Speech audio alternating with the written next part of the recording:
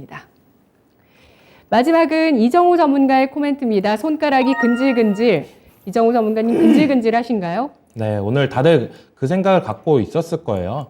네, 어제 시장이 안 좋게 끝나면서 약간 분위기가 안 좋아졌는데 미증시가 약간 상승 마감을 했습니다. 반발 매수세로 인해서 상승 마감을 했는데 뭐 특별하게 그렇게 호재는 없어요. 미국 기준으로는 오늘 내일 어느 정도 보합권을 유지한 다음에 FOMC 이후로 결과가 나온다라는 시나리오였는데 약간 우리나라는 월요일 날 그렇게 급락이 나올 것도 아닌데 급락이 나왔다라고 저는 생각이 들어요.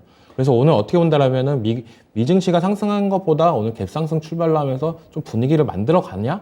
이런 느낌이었지만 약간 그런 걸 좀 참아야 되지 않나라고 저는 생각을 하고 있습니다.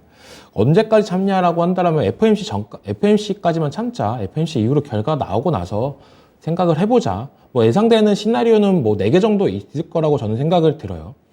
75bp가 나오고 나서 시장이 하락이 되냐? 75bp가 나오고 시장이 상승이 되냐? 100bp가 나오고 시장이 상승이 되냐?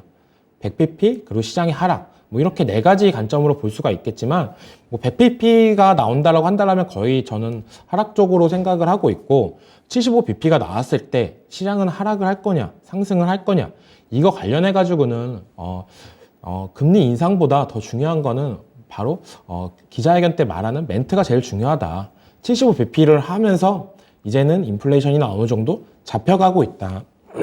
금리보다는 시간이 더 중요하다라고 이런 멘트를 한다라고 한다면 저는 어느 정도 상승 탄력이 나올 수 있다라고 생각이 들고 만약 하락세가 나온다라고 한다면 75bp로도 안 잡힐 경우에 더한 걸 준비하고 있다. 이렇게 약간 공포감 분위기를 만든다라고 한다면 저는 시장의 하락까지도 보고 있다라고 보고 있는데 가장 확률이 높은 거는 75bp가 나오고 시장이 상승이 나올 거다라고 생각이 들고 있고 그러면은 우리는 만약에 상승이 나온다라고 한다면 어떤 종목을 준비를 해야 되냐라고 생각을 했을 때 이 고민이 제일 크다라고 봐요, 저는. 어차피 시장은 반등은 한번 나옵니다. 반등은 나오는데 지수가 뭐 5%가 상승이 될지 10%가 상승될지 지속적으로 그 부분에서 우리가 어떤 관심 종목을 들어가서 그 종목으로 수익을 볼지 생각을 해봤을 때 저는 얼마 전까지만 해도 시장에 강세를 보였던 페페터리, 2차전지, 태양광 이쪽이 좀 더 손이 가지 않을까라고 생각이 들어요.